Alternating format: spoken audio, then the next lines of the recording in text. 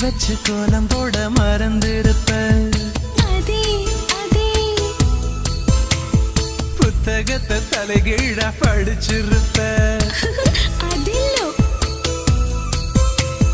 மூன்றாம் பிறை அளவுதான் சிரிச்சிருப்ப தினம் 100 முறை என் பேரை சொல்லி ரசிப்ப